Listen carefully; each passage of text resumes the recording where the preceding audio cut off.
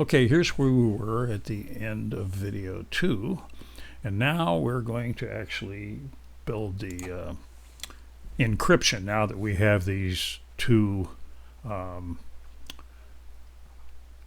strings actually, which are just arrays of characters.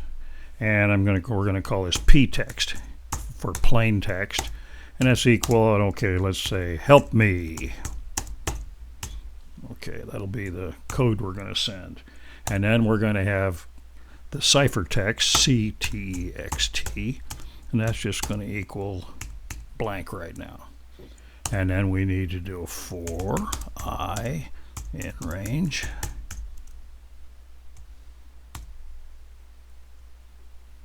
The length of the p text.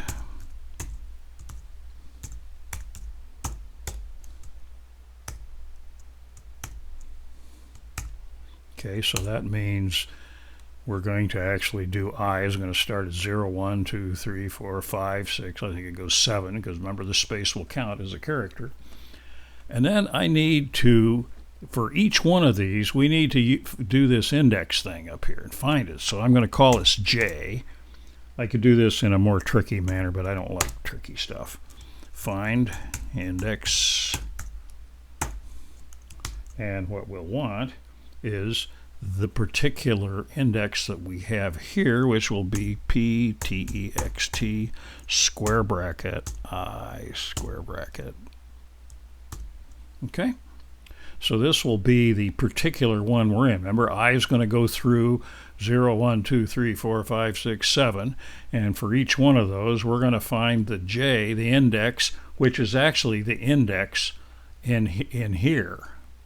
And once we find the index in here, then all we have to do is go to the next one and we will get it. In fact, let's just, since we're doing this, let's just print it out. And we're going to print J, and we're going to print alpha 0 J and alpha 1 J. Okay? And we're going to print that, and let's see how that works. Let's just do that right now. That's enough to test that. See if I've made any typos. Okay, so here we go. It's printing the indexes that it's picked up from that function, and we got HELP space me, and then here's the code. Is that correct? Well, let's look. For L, yeah, that's O. P, yeah, that's S. What is the space is B, underscore would be C. So this looks like it works. So now all I have to do is just come down here at the end is make this text thing.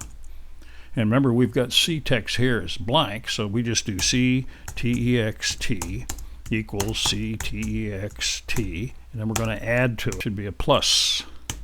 So we do ctext as ctext plus alpha 1, and now when we run, we should get the ctext.